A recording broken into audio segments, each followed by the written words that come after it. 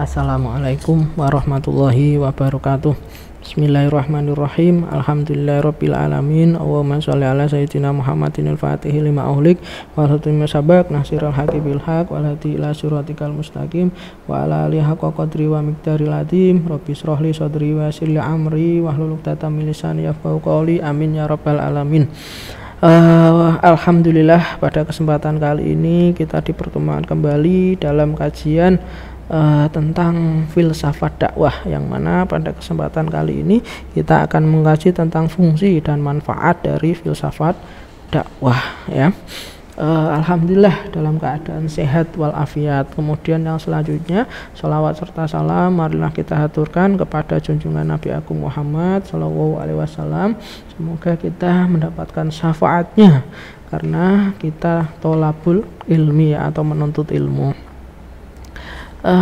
Tujuan, ya, yang pertama, tujuan dari filsafat dakwah.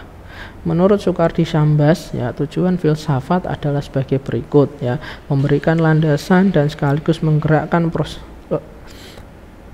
Tujuan filsafat dakwah adalah sebagai berikut, ya, memberikan landasan dan sekaligus penggerak proses dakwah Islam yang bersumber Al-Quran dan Sunnah secara objektif dan proporsional. Jadi tujuan filsafat dakwah itu memberikan landasan, ya, kepada dai, ya, atau juru dakwah dalam rangka melaksanakan atau melakukan proses dakwah Islam, yang mana landasan itu harus bersumber pada Al-Quran dan juga Sunnah, ya, secara objektif dan proporsional. Itu yang pertama.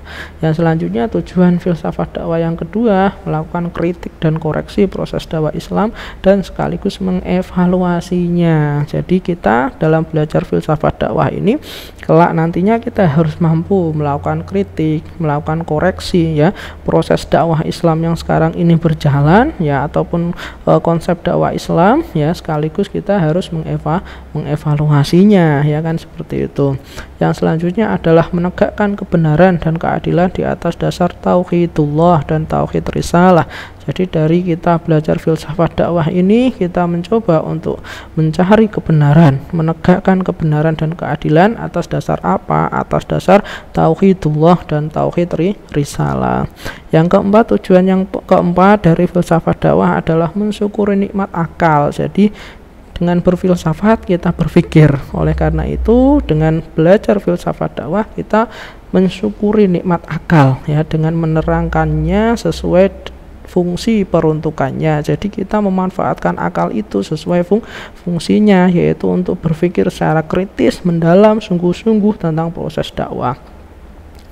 Yang kelima, tujuan yang kelima, upaya menyempurnakan jiwa manusia baik dari sudut teoritis maupun praktis, ya. Dengan belajar filsafat kita mencoba menyempurnakan jiwa manusia, ya, kaitannya dengan dakwah, baik itu dari sudut teoritis maupun dari sudut praktis. Selanjutnya, ya, tujuan filsafat dakwah yang selanjutnya adalah dapat memberikan pemahaman yang bersifat universal. Jadi dari belajar filsafat dakwah ini kita bisa memperoleh pemahaman yang universal tentang suatu unit ajaran Islam secara mendalam. Jadi pemikiran kita itu tidak sempit tapi universal terhadap ajaran Islam, yaitu secara mendalam tadi, mendasar dan radikal sampai ke akar-akarnya, sehingga akhirnya dapat membawa kepada kebenaran yang hakiki. Kebenaran hakiki tersebut terimplementasi dalam sikap kesehariannya sebagai seorang Islam. Jadi dengan belajar filsafat dakwah ini, sekali lagi kita bisa bersifat universal tentang ajaran Islam, ya. Karena apa? Karena kita sudah belajar secara mendalam, mendasar, radikal sampai ke akarnya, dan kemudian kita implementasikan dalam kehidupan sehari-hari.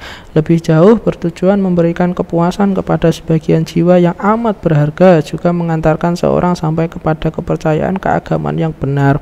Jadi dengan belajar filsafat kita bisa merasa puas secara jiwa, ya, karena kita berpikir secara mendalam, karena kita bisa lebih mendalami ajaran Islam, ya, sehingga nanti, ya, sampai kepada kepercayaan keagamaan yang benar, karena memang digali, dipikirkan dengan sungguh-sungguh, dengan radikal tadi, ya. yang kalau sebelumnya hanya diterima secara dogmatis absolut, maka pada akhirnya bukan hanya mitologi semata, tetapi juga diterima melalui kerangka pikir yang rasional, juga akan memberi arti penting dalam menyadari otoritas dirinya sebagai makhluk yang berdimensi dalam memahami dirinya. Jadi dengan belajar filsafat dakwah ini, yang dulunya kita memahami Islam itu kita terima sebagai ajaran yang dogmatis, absolut, ya sekarang ini bukan hanya sekadar mitologis, tapi adalah suatu ajaran yang sesuai dengan pola pikir atau sesuai atau ajaran yang rasional, dan nantinya tujuannya dapat memberi arti penting dalam kehidupan kita, ataupun dapat memberi arti penting dalam memahami diri kita sebagai seorang muslim. Selanjutnya ya, tujuan belajar filsafat dakwah ya. Tujuan mempelajari filsafat dakwah secara umum menurut pendapat Abdul Basit adalah membekali mahasiswa atau dai atau calon juru dakwah untuk berpikir kritis, analitis, dan sistematis dalam mengembangkan kegiatan dakwah. Jadi sebagai calon juru dakwah, kalian diajak untuk berpikir kritis, analitis, sistematis ya, agar supaya kalian sebagai calon juru dakwah itu bisa mengembangkan kegiatan dakwah, bisa berinovasi dalam berdakwah dan dalam menghadapi berbagai macam persoalan keumatan, serta dapat memberi solusi alternatif dalam memecahkan persoalan tersebut. Jadi kalian diajak berpikir kritis, analitis, sistematis ya, agar supaya kalian bisa mengembangkan dakwah, kemudian bisa menghadapi persoalan umat, bisa memberikan solusi alternatif masalah umat, dan juga bisa memecahkan persoalan masalah umat. Itu tujuan mempelajari filsafat ya bagi seorang mahasiswa atau kalian sebagai calon juru dakwah. Adapun tujuan khusus dari mempelajari filsafat dakwah menurut Abdul Basit adalah: 1.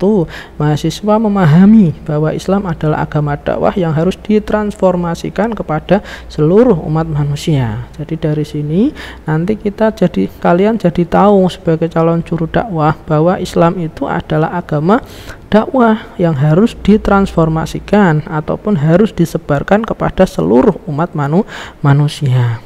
Tujuan khusus yang kedua, mahasiswa atau dai mampu menjelaskan tentang dakwah Islam sebagai bagian dari sistem kehidupan manusia. Dari belajar filsafat dakwah ini, kalian sebagai calon juru dakwah nantinya akan mampu menjelaskan tentang dakwah Islam, bahwa dakwah Islam itu adalah bagian dari sistem kehidupan manusia. Jadi kita manusia ya, orang Islam hidup ya, itu harus berdakwah, karena memang dakwah itu bagian dari sistem kehidupan kita sebagai manusia atau orang Islam.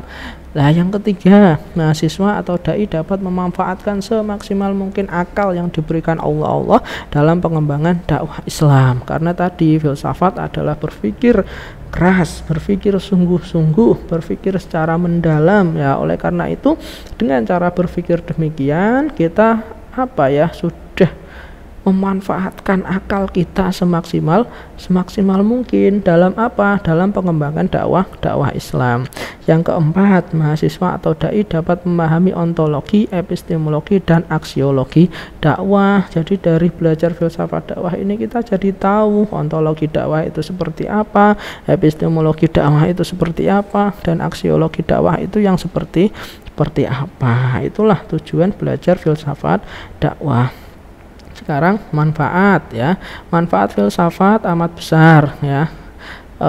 Manfaat filsafat dakwah maksudnya ya amat besar dalam proses pengembangan kemampuan dai dalam meningkatkan aktivitas dakwah. Jadi dengan filsafat dakwah ini sekali lagi kita bisa mengembangkan ya proses dakwah kita bisa mengembangkan kemampuan dai, bisa meningkatkan aktivitas dakwah ya. Selain itu, memecahkan masalah dakwah dan kemasyarakatan serta mengembangkan keilmuan dakwah. Jadi manfaat belajar filsafat dakwah sangat banyak sekali.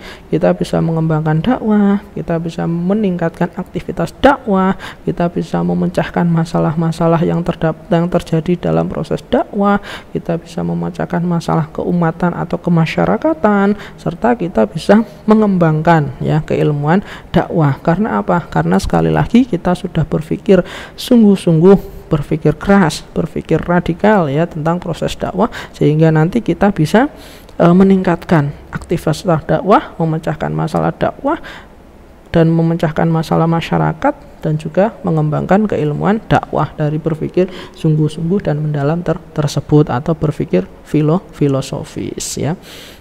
Itu ya mungkin yang bisa saya sampaikan pada kesempatan kali ini. Terima kasih atas atensinya ya, semoga bermanfaat dan sukses selalu. Apabila ada kekurangan saya mohon maaf yang sebesar-besarnya. Dari saya cukup sekian. Assalamualaikum warahmatullahi wabarakatuh.